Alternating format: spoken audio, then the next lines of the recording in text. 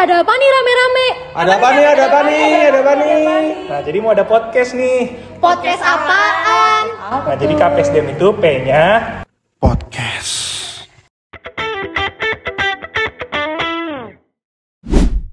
Halo Sobat KM UNES, selamat datang di KPSDM P-nya Podcast. Sebelumnya ada pepatah nih, nggak kenal maka nggak sayang. Waduh, basi banget ya teman-teman. Tapi kenalin dulu, nama aku Gabriel Nababan. Aku di sini sebagai host yang bakal menemani kalian untuk berdialog dengan narasumber-narasumber yang pasti ya keren banget.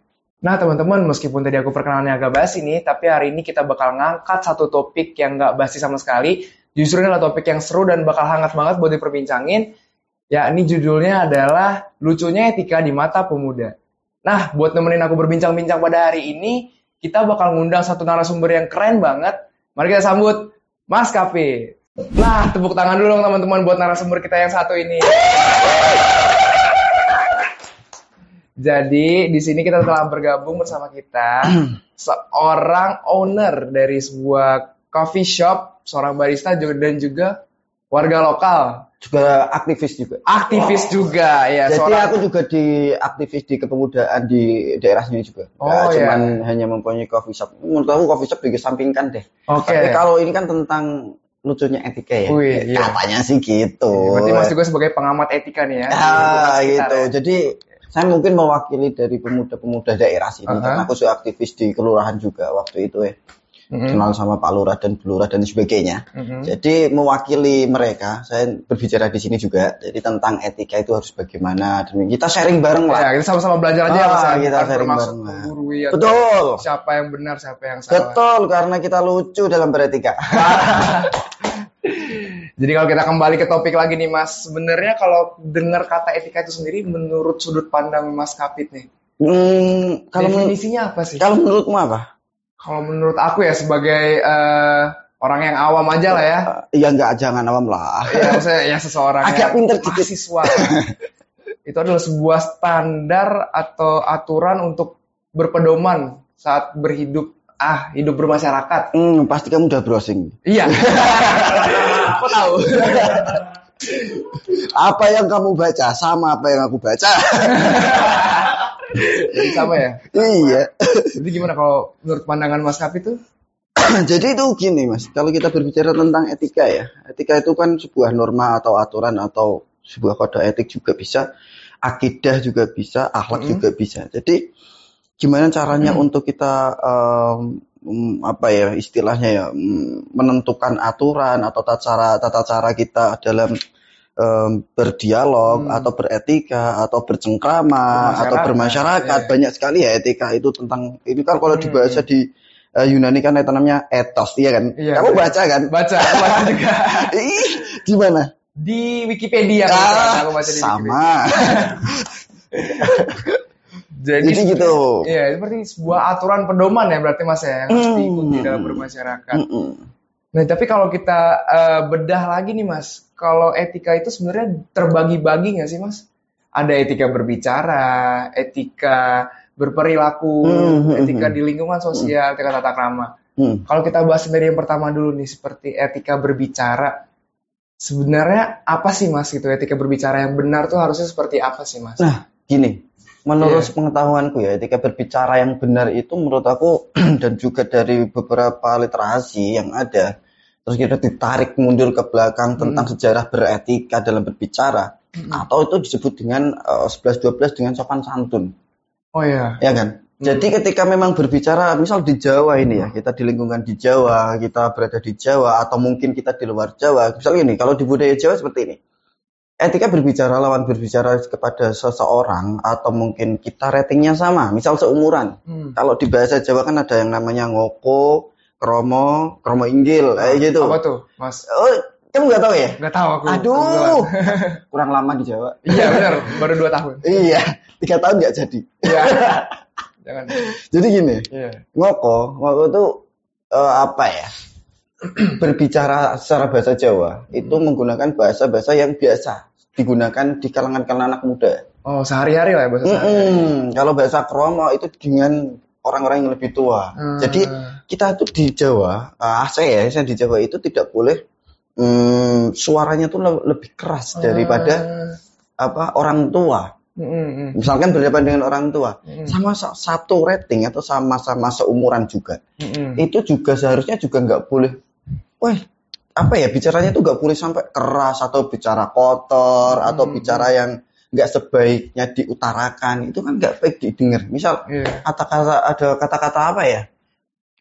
Gini, contohnya gini, ada kata-kata hewan, misal, wah lu misal kamu kayak gini ya, itu kan nggak enak kalau di Jawa ya, apalagi didengar sama orang tua gitu.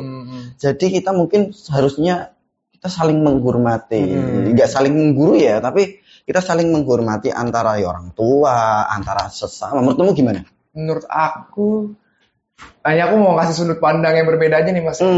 Kalau begitu kan berarti berbicara yang diatur dengan etika berarti itu berlawanan dengan kebebasan berekspresi, Mas.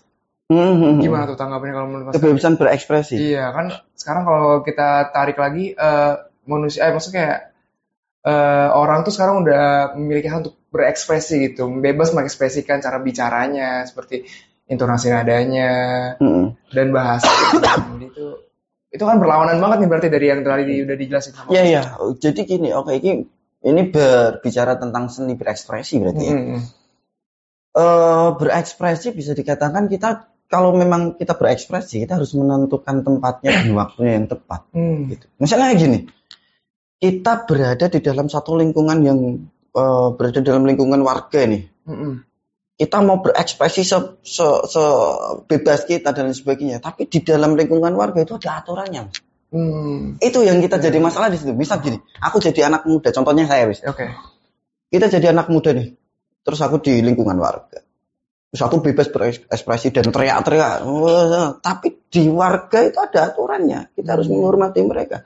Mereka butuh ketenangan, mereka butuh waktu luang untuk berpikir, mereka waktu luang untuk bekerja gitu. Kalau misalkan kita rusak kebahagiaan mereka, apakah itu nggak beretika secara perasaan? Kan gitu. Ya kan?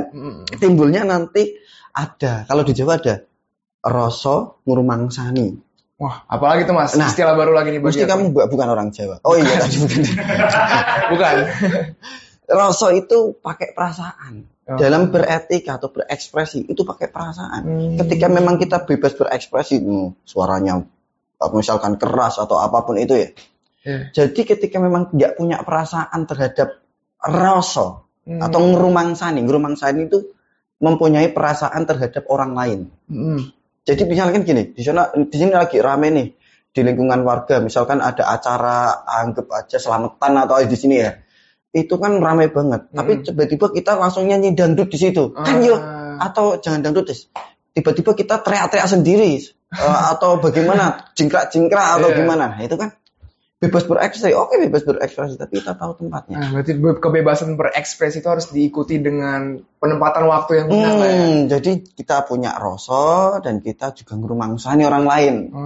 Jadi dia punya perasaan terhadap orang lain itu bagaimana? Gitu.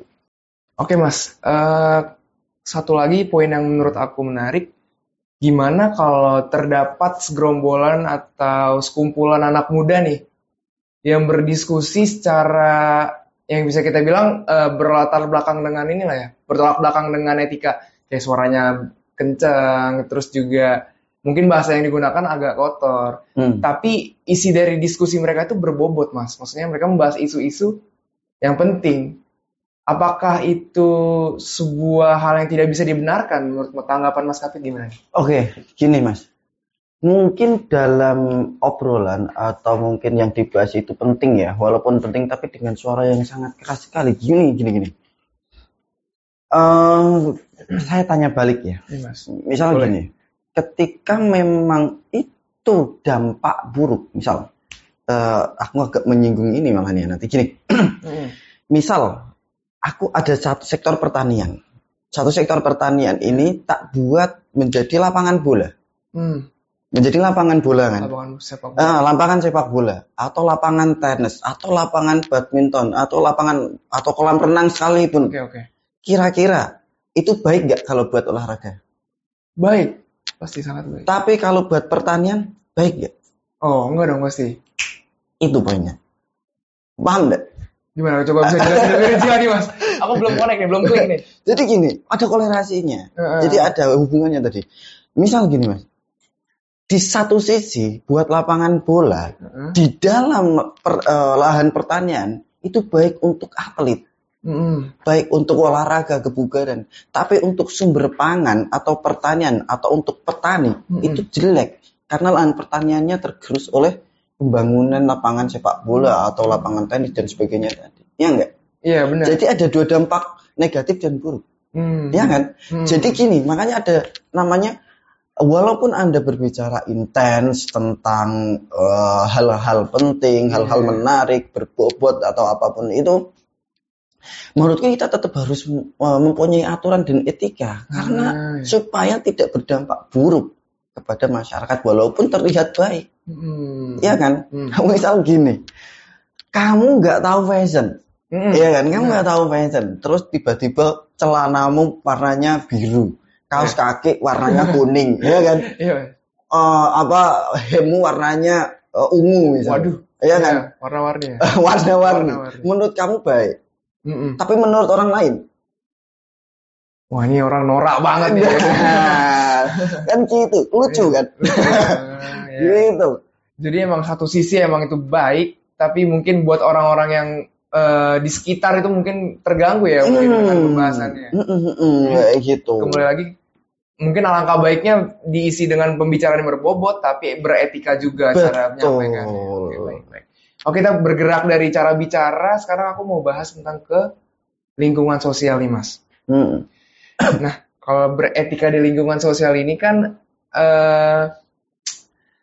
ada nih, Mas. Kalau di yang lagi viral nih, Mas, di mana ada studi kasus aku sekelompok orang yang bisa kita bilang minum-minum lah, minum-minum sehingga mengganggu warga sekitar. Gimana tuh Mas tanggapannya? Emang ada ya? Ada Mas. Di salah satu adalah. Oh iya. Aku nggak tahu karena aku nggak main itu ya. Jadi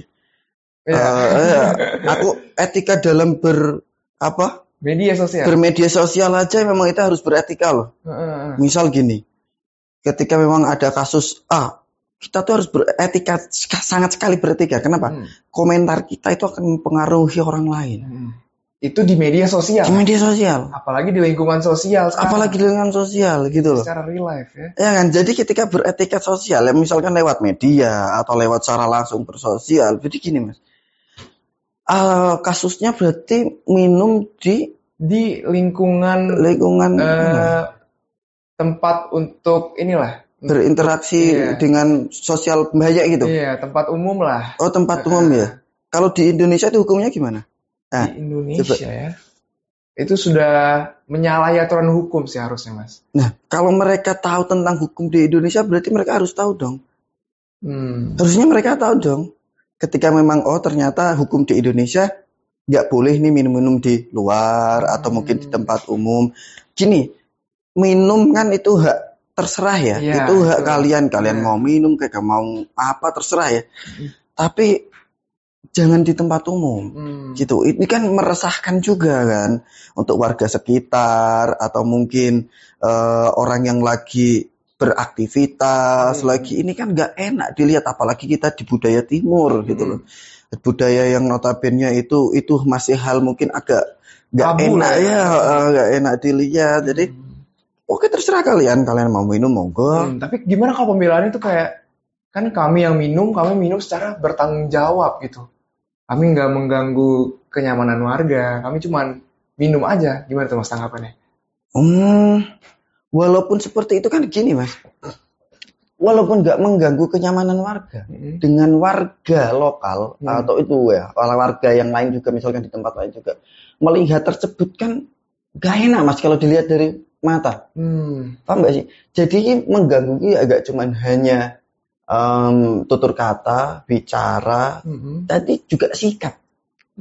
Sikap dia berminum di tempat umum dan sebagainya itu kan nggak enak dilihat warga. Paham nggak sih? Ini tentang attitude dalam bersosialisasi lah ya. Apalagi di lingkungan sosial ya. Notabene pasti orang lalu lalang untuk menyaksikan pasti kegiatan sekitarnya nih. Ya mungkin mereka lupa kali karena ini ternyata lingkungan umum. Ya, lupa kali ya. Mungkin kita ingatkan aja. Meskipun agak tidak mungkin ya bisa lupa itu lingkungan umum ya. Aku nggak tahu. Gitu ya. Nah, kalau berarti itu mutlak sebenarnya tidak ada pembenaran di situ ya. Ya nggak boleh. Maksudnya nggak enak lah kalau di lingkungan sini aku sebagai seorang warga lokal juga misalkan kalau ada ya, kalau ada warga daerah sini minum-minum di luar dan sebagainya, kita juga punya aturan di daerah kan punya aturan di RT, RW, tingkat kelurahan dan sebagainya itu kan kita punya aturan sendiri untuk bagaimana kita bercengkrama dengan sosialisasi ya dengan sesama manusia, sesama penduduk, sesama masyarakat. Kita kan bercampur di sini nggak cuma hanya warga sini juga. Ya. Jadi kita saling menghormati. Aku setuju Mas. Betul sekali. Oke, bergerak dari lingkungan sosial kita bergerak lagi ke tingkah laku nih Mas. Kalau kita ngomongin pemuda berarti kan kita Gen Z nih sekarang nih. Gen Z. Kontroversial banget nih Mas. Apa itu? Gen Z yang diesel itu. Waduh, apa tuh? Gen Z. Ke situ arahnya. Ke situ arahnya ternyata ya. Nah, kalian kalau mau ketawa aja lu. Ditahan banget ya. Tahan banget. Nih, aku mau ngangkat satu topik. Kita tenang aja ya. Aku mau ngangkat satu topik lagi nih Mas. Mungkin ini akan menimbulkan kontroversi sebenarnya. Dari tadi sudah di tepi jurang kita. Iya, sudah di ujung tanduk sebenarnya ya. Tapi ini lebih ujung lagi nih Mas. Soalnya kita akan menyinggung satu kegiatan yang lagi terjadi soalnya. Kita shoot ini di bulan Ramadan. Makanya lu pakai peci. Iya, berarti kalau nggak Ramadan? Iya, kadang-kadang pakai juga. Pas sholat kan pakai. Oh iya, benar. Jangan lupa sholat teman-teman. Bagi yang Ramadan ya, ikut Ramadan jangan lupa sholat. Oke, aku mau angkat satu topik tentang etika bertingkah laku. Gimana tanggapan Mas Kafid tentang kegiatan apa ya sebutannya ya? Orang-orang yang bangunin sahur, Mas. Wah, ini seru ini. Ya, ada ini agak di ujung tanduk nih sebenarnya. Aku dulu ya. Ini pengalaman ya. Oke. Pengalaman. Dulu aku waktu masih muda, atau masih kecil lah, nggak usah muda. Sekarang masih muda juga. Jadi gini, waktu kecil itu aku keliling. Keliling desa, keliling RT, keliling kelurahan, pakai kentongan waktu itu. Sekarang kan pakai apa ya? Speaker ya mungkin ya. Lebih. Dan terserah lah itu sementing sahur. Besar suara. Kalau dulu tak tung sahur itu. Pokoknya pakai alat apa tradisional lah ya. Jalan kaki Mas. Itu menurut aku tradisi yang unik dan menurut aku oke sih dilestarikan kalau aku ya. Karena itu satu guyup kerukunan. Yang penting jangan anarki ya. Yang penting ini guyup, rukun. Jadi pemuda-pemuda atau anak-anak itu bisa kumpul bareng, kita jalan bareng. Jadi itu efeknya tuh bagus untuk lingkungan sosial. Nah, itu dia Mas. Kan itu kalau kita bicara itu kan tradisional ya. Mungkin masih dengan cara yang masih bisa kita bilang belum terlalu seperti sekarang lah. Sekarang tuh sudah dimodernisasi Mas. Jadi yang aku lihat ya, orang-orang tuh sudah mulai bawa speaker yang berlebihan Mas. Jadi suara yang ditimbulkan tuh sangat berisik gitu. Justru malah outputnya mengganggu dari masyarakat Mas. Gini, output dalam mengganggu itu gimana? Jadi kan ya bisa kita bilang tidak semua lah masyarakat kita ini berpuasa dan ada beberapa yang tidak berpuasa gitu. Tapi malah justru mereka merasa terganggu saking berisiknya mereka. Mungkin mencoba untuk membangunkan sahur ya, tapi efeknya jadi mengganggu semuanya gitu Mas. Bagaimana tuh? Ya bagi orang-orang Muslim jangan lupa berpuasa ya.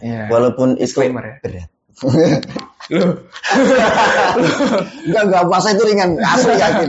Gampang, puasa itu cuma menahan lapar dan haus ya. Jadi gini. Mungkin modernisasi itu akan menjadi pembeda. Misal dulu aku pakai ketongan atau pakai beduk atau pakai apapun untuk jalan, sekarang pakai speaker ya. Menurut aku dia stay nggak di situ? Enggak. Dia kan cuma jalan aja. Sebentar tok. Gini, toleransi dalam beragama itu kok malah beragama? Ya nggak apa-apa lah. Dikit aja ya. Ya, menyinggung sedikit. Dikit aja ya. Jadi nggak enak ini. Jadi toleransi dalam beragama, misalkan di zaman sekarang ini Ramadan ya, orang-orang yang membangun sahur pakai speaker dengan suara yang sangat keras sekali, itu menurut aku oke sih ketika memang dia nggak stay.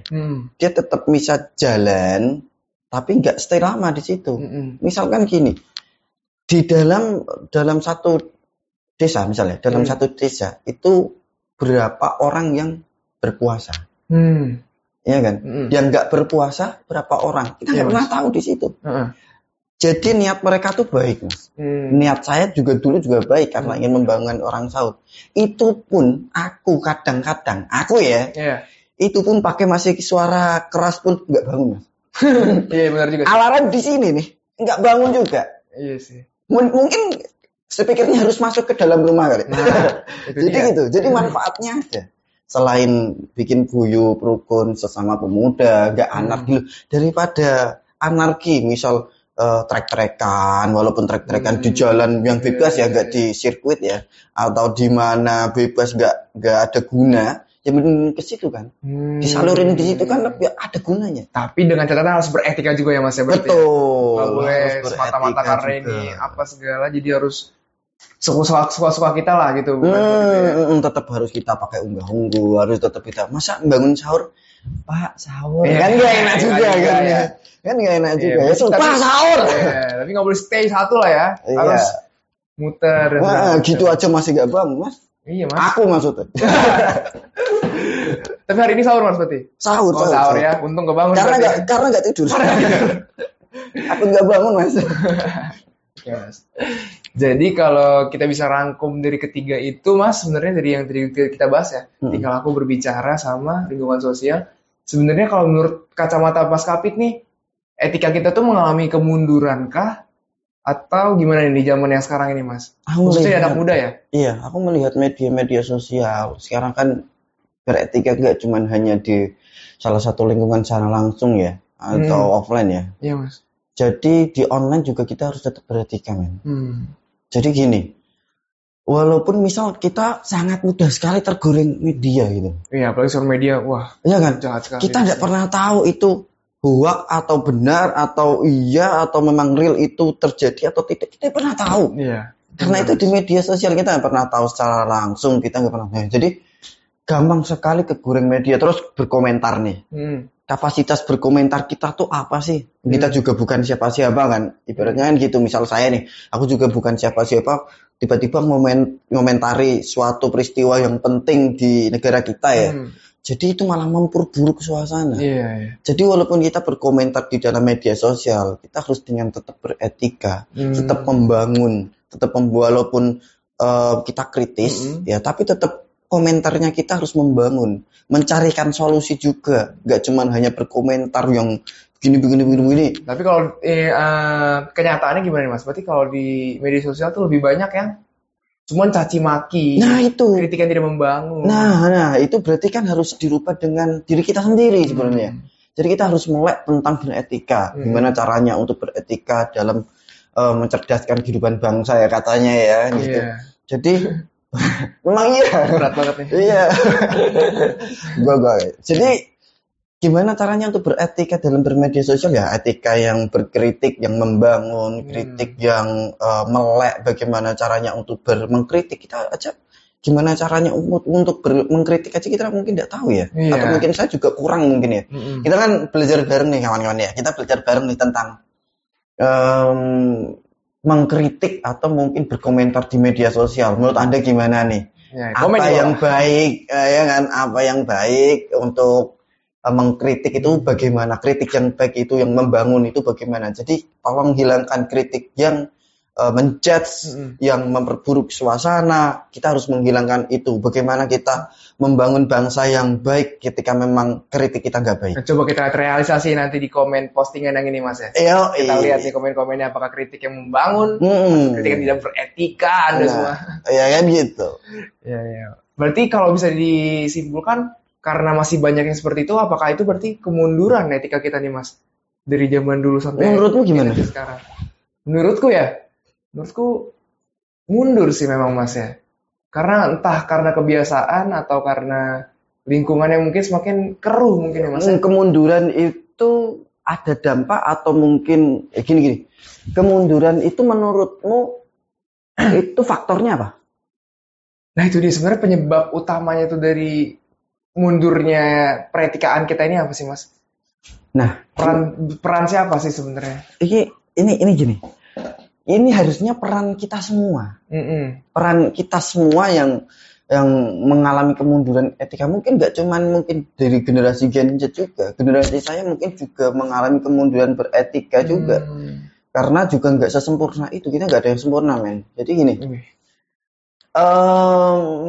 apa ya, kemunduran dalam beretika itu banyak faktor sebenarnya, nggak cuman dari dalam diri kita sendiri, tapi eksternal juga, iya.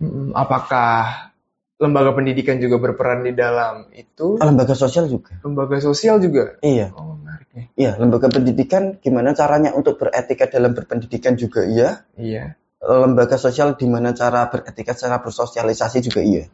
Jadi gini, etika mengalami kemunduran itu atau mungkin ya kita acuh dengan norma-norma dan kaidah-kaidah akhlak atau dia bisa dikatakan etos tadi ya.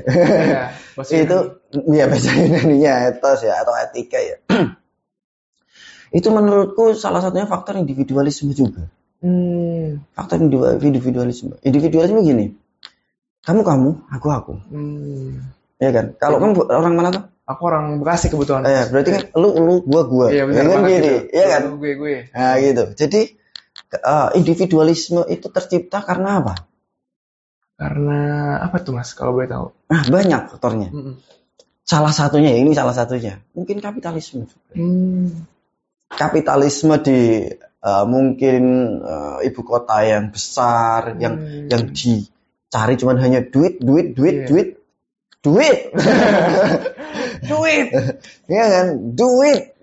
Kalau nggak duit kita nggak makan. Kalau duit kita nggak, gitu. Kita nggak seneng. Kita nggak seneng, kita nggak, gitu. Sebenarnya duit itu nggak segalanya, men. Wede. Walaupun kita harus mencari duit, tapi jangan menuhankan duit. Itu dia, Mas Kapit 2024. Oke. Jadi gini, individualisme itu mungkin ya kapitalisme. Jadi ketika memang mereka nggak punya nominal, ya kita nggak dianggap di sini. Ya rata-rata kan seperti itu mungkin ya. Benar. Jadi itu akan tercipta etik. Ya menurut dia itu, menurut individuku, aku benar. Itu kan udah nggak ada sosialisme lagi. Terciptalah individualismenya itu. Akhirnya nggak ada sosialisme. Makanya ketika saya berindividu, tidak secara sosial ya, menurut saya benar. Tapi menurut sosial mereka, misal kamu menganggap tetap masih bersosialisasi nih, menurut aku benar, menurutmu nggak benar juga, menurut orang lain nggak benar juga. Jadi menurutku juga individualisme itu mempengaruhi juga. Jadi disitulah titiknya etika tidak diperdulikan lagi ya. Oke, gini. Awal mulanya ya.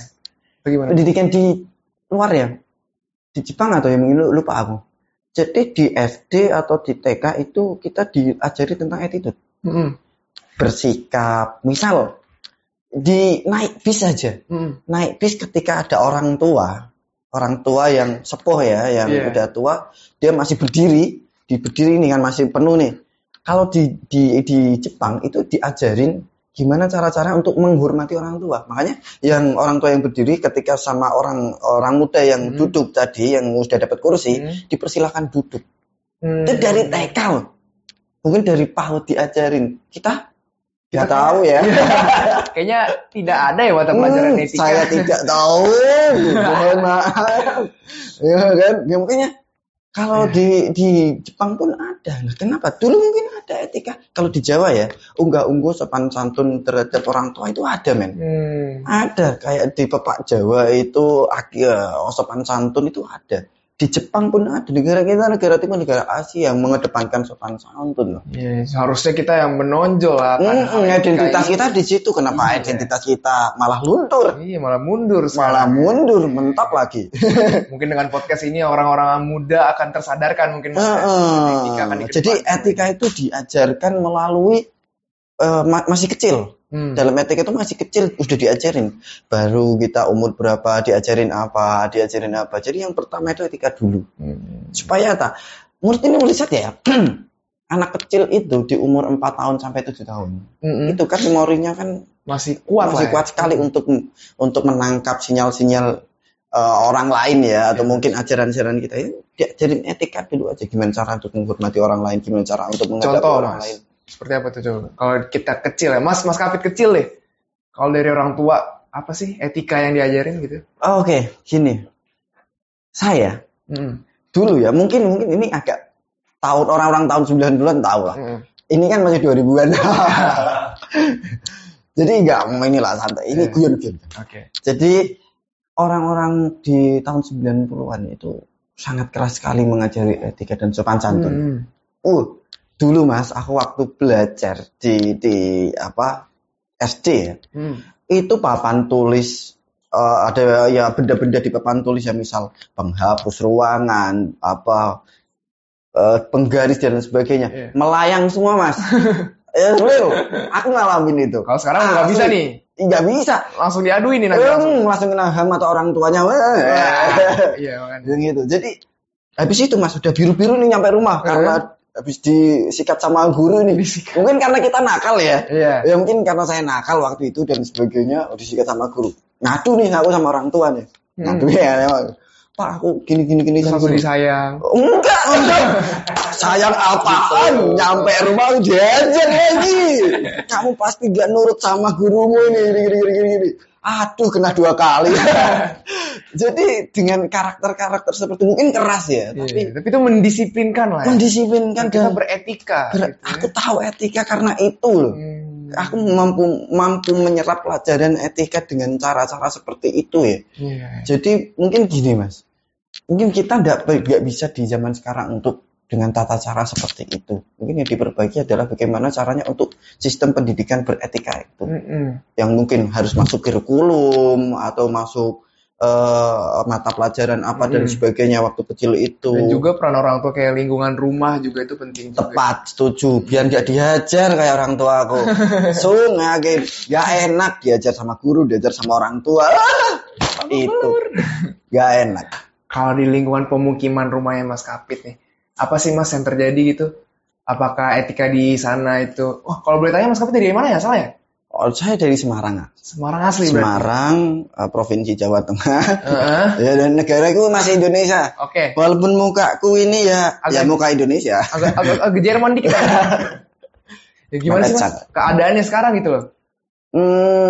Sebagai pemuda daerah sini asli ya, menurut aku, atau warga lokal juga, mewakili warga lokal, menurut aku alhamdulillah baik-baik saja. Walaupun mungkin ada beberapa orang atau oknum ya, jangan berbicara tentang masyarakat luas ya, tapi oknum mungkin ada beberapa orang yang ngerese juga atau mungkin bikin gaduh, tapi kan nggak setiap hari juga. Jadi menurut aku masih kondusif lah. Lingkungan kita baik kok. Lingkungan mungkin kita di UNES ya kita ya. Di UNES ya. Lingkungan kita kan baik sekali ya. Enggak ada kegaduhan, enggak ada kemacetan. Tidak ada. Apalagi di bulan Ramadan ini kita harus sabar, oke? Sabar men. Apapun yang terjadi itu harus sabar. Gitu Mas. Masih kondusif lah ya? Masih alhamdulillah masih relatif kondusif, berada di lingkungan desa. Kamu tahu sejarahnya UNES berada di sini nggak? Wah, belum tahu tuh Mas. Aku juga nggak tahu. Waduh, mau jelasin tadi. Nah, tapi Mas kan tadi masih ada beberapa oknum yang rese gitu yang mencoba buat mengusik ketentraman etika yang sudah ada di daerah kita di UNES ini nih. Mungkin gini Mas, mungkin oknum-oknum tersebut juga nggak pengen rese sebenarnya. Kalau kita pakai perasaan nih Mas. Sebenarnya yang mereka resahin tuh ekspresi diri mereka. Iya kan? Iya. Menurutku ekspresi diri mereka itu kurang pas lah. Ekspresi yang mungkin terlihat rese di mata orang lain gitu. Atau mungkin cara bersosialisasi itu di mata orang yang terlihat rese dan sebagainya gitu. Itu menurut aku ekspresi mereka sendiri yang mungkin kurang tersalurkan atau mungkin ekspresi yang kurang istilahnya kurang baik lah ya. Kurang beradaptasi lah. Kurang beradaptasi dengan lingkungan dan sebagainya gitu. Jadi kita sebagai warga lokal nih ya, kita boleh berekspresi tapi dengan tata cara dan aturan yang baik ya. Gitu men. Jadi sesama manusia, sama makhluk sosial kita harus tetap berekspresi. Masa cuma bicara dim-diman gitu. Flat kan gak enak juga gitu, ya. Berbicara dengan memperhatikan etika, berekspresi dengan memperhatikan etika. Betul, gak mungkin kita naik motor tiba-tiba langsung mabur. Mabur tahu ya? Enggak tahu. Sorry aku orang Jawa Mas.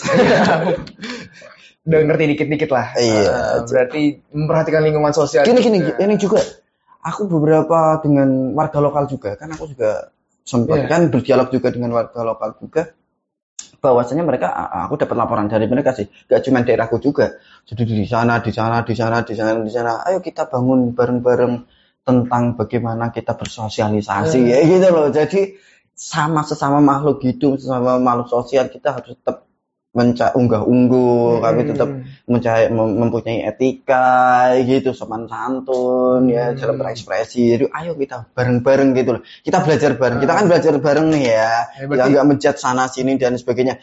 Tolong tonton secara real sampai penuh, jangan dipotong-potong. Nanti dipotong-potong ini. Ya, di TikTok nih mukanya Mas Afid nih. Kayak di TikTok kayak nanti dipotong ini dibuat meme atau apa gitu. Digoreng ya kan.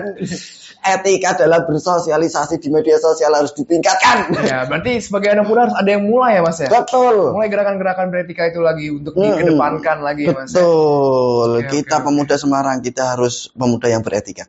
Siap, itu dia. Oke. Mungkin sekian yang bisa kita bicarakan tentang etika di lingkungan pemuda ini. Sangat menarik ya teman-teman. Topiknya kita udah bisa bicara tentang cara berbicara, lingkungan sosial, begitu juga dengan tingkah laku, banyak banget yang kita bicarain tadi ya. Dari bangunin sahur, dari masa kecil, pemukiman, semua udah kita bahas. Semoga apa yang baik bisa kalian petik dan bisa kalian laksanakan. Itu yang penting ya Mas ya. Betul. Harus dimulai gerakannya. Harus dimulai. Dari kalian, dari pemuda-pemuda yang sekarang lagi nonton nih, sekarang ini lagi rebahan di kosan, mulai beretika dari sekarang ya. Oke, gitu kita aja. Kita juga, benar. Kita juga. Jadi muhasabah diri juga. Iya, bukan cuma nyuruh orang, tapi kita harus mulai ya. Iya. Benar sekali. Oke, segitu aja yang bisa kita bicarain hari ini. Terima kasih. See you in the next podcast. Bye bye.